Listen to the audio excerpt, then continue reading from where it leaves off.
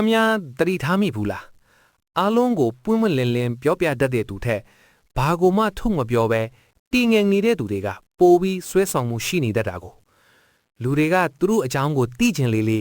သူတို့နောက်ကိုပို့လိုက်လေလေပဲဘာလို့လူတွေကသူတို့စီကအကြည့်မခွာနိုင်ဖြစ်နေရတာလဲအမှန်တရားကတော့လူသားတွေရဲ့စိတ်ဟာတိပြီးသားအရာထက်မတိသေးတဲ့အရာကိုပိုပြီးတန်ဖိုးထားရကြလို့ပါပဲခမရအကြောင်းအကုန်လုံးကိုပြောပြလိုက်တဲ့အခါခမရဟာဖတ်ပြီးသားစာအုပ်တအုပ်လိုဖြစ်သွားပဲဘယ်သူမှတခါဖတ်ပြီးသားစာအုပ်ကိုနောက်တစ်ခေါက်ထပ်မဖတ်ချင်ကြတော့ဘူးစကားနဲ့ချင်းနဲ့လှုပ်ဝက်ချင်းဟာခမရရဲ့တန်ဖိုးကိုမြင့်တင်ပေးရုံနဲ့မကဘူး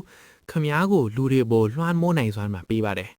စီဝါရေးလောကမှာဖြစ်ဖြစ်လူမှုဆက်ဆံရေးမှာဖြစ်ဖြစ်ရှားပါတဲ့အရာကပဲအမြဲတမ်းဈေးကြီးတာပါခမရရဲ့အတွေ့တွေခမရရဲ့စကားလုံးတွေကိုလူတိုင်းလက်လန်းမြေအောင်အမြဲတမ်းပတ်ကျဲမပြပါနဲ့ခမရကခံမှန်းရခတ်လီလီလူတွေကခမရရဲ့စကားလုံးချင်းစီအမူအရာတစ်ချက်ချင်းစီကိုအထိပ္ပယ်ဖော်ဖို့အသေးအတန်ကြိုးစားလာရလေလေပဲခမရနှုတ်ဆက်နေတဲ့ချိန်မှာသူတို့ဟာစိတ်မလုံးချုံမှုတွေနဲ့အတူခမရဘာတွေးနေမလဲဆိုတာကိုပဲတစ်ချိန်လုံးစောင့်ကြည့်နေရလိမ့်မယ်ဒါဟာအာနာကိုတိဆုပ်တဲ့နေရာမှာအခြေခံအကျဆုံးနဲ့အထီးရောက်ဆုံးနည်းဗျူဟာတစ်ခုပါလူသားတို့ရဲ့တဘာဝကသူတို့လုံးဝနားမလည်နိုင်တဲ့ထိန်းချုပ်လို့မရတဲ့အရာမျိုးကိုဆိုရင်တစ်ဖက်ကကြောက်ရွံ့တတ်ကြသလိုနောက်တစ်ဖက်မှာလည်းအဲ့ဒီအရာရဲ့ဆွဲဆောင်မှုအောင်မှာအသေးအတန်ကိုဆွဲလန်းကြောက်ရွံ့သွားတတ်ကြပါတယ်ခမ ्या ကိုသူတို့ဖက်လို့မရတဲ့အတွက်ကြောင့်ပဲခမ ्या ဟာသူတို့ထက်အနေရန်တလန်းတာနေမှာပါလူဒီရဲ့စိတ်ကူးစိတ်တန်ဟာကဘာပေါ်မှာအားအကောင်းဆုံးဈေးအောင်ကျဲစုတ်တန်တစ်ခုပဲခမ ्या ကလူ့ဘက်ချက်ရှိနေတဲ့အခါဒါမှမဟုတ်ခမ ्या အကြောင်းကိုအကုန်ထုံးမပြတဲ့အခါလူတွေကသူတို့မသိရတဲ့ကွက်လက်တွေကိုသူတို့စိတ်ကြိုက်ပုံဖော်ဖို့ကြိုးစားကြတော့တာပဲထူးဆန်းတာကလူတွေဟာမသိရတဲ့အရာတွေကိုပုံဖော်တဲ့အခါတာမန်ထက်ပိုမိုကြီးကျယ်အောင်လုပ်တတ်ကြတာပါသူတို့ရဲ့စိတ်ထဲမှာခမ ्या ကိုပိုပြီးတော်တဲ့သူပိုပြီးအစွမ်းထက်တဲ့သူပိုပြီးထူးခြားတဲ့သူအဖြစ်အလိုလိုဖန်တီးလိုက်ကြတယ်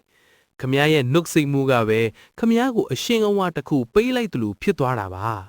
ခမ ्या ဟာကိုကြော်ညာနေစရာမလိုဘူးခမ ्या ဟာဘာမှထွေထီမလုပ်ဖဲနဲ့တောင်သူတို့ရဲ့အာယုံဆိုင်မှုကိုအပြည့်အဝရရှိနေလိမ့်မယ်